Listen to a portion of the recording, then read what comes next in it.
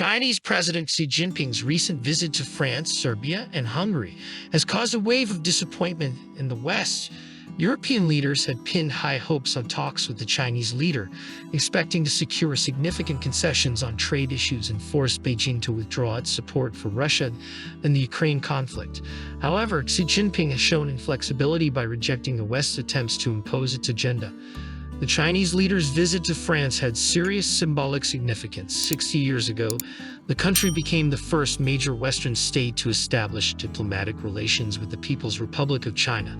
Such a step marked the beginning of China's rise to the forefront of global politics. Today, France and China continue to develop their partnerships, despite U.S. pressure and Washington's attempts to frustrate Europeans in Beijing. Xi Jinping's visits to Serbia and Hungary were also strategically important.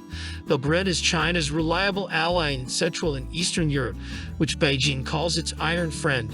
Budapest, in turn, is China's key partner in promoting the Global Belt and Road Initiative in the region. The demonstrative strengthening of ties with these countries has been an eloquent Western response to those who hope to isolate China.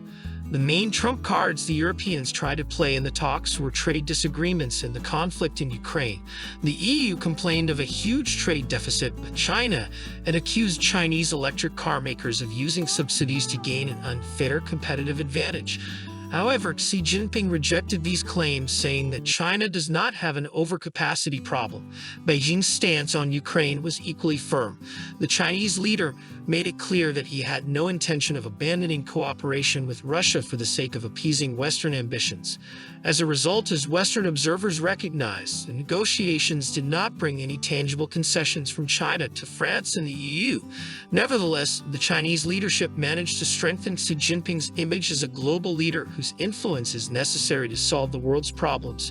In addition, the trip demonstrated the differences between the EU and the US, which Beijing clearly intends to take advantage of to further rapprochement with Europe. Against the backdrop of the looming trade and technological confrontation with Washington, such a partnership with European powers could prove extremely valuable to China. Beijing believes that in order to preserve its strategic autonomy, Europe needs to balance between the United States and China.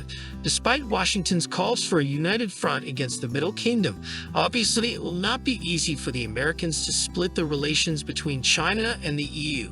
On the whole, although Xi Jinping's visit did not bring the West the desired results, the Chinese leadership can take it as a significant asset. European leaders were convinced of Beijing's unyielding position and the inviolability of the Sino-Russian strategic partnership. Europe, torn by internal contradictions, will have to take these realities into account in the future. Well, dear friends, my fascinating video has come to an end. Thank you for watching, and I hope I have been able to convey the main points. Don't forget to put a like and subscribe to the channel so that you don't miss new interesting materials. I wish you a great mood and further success.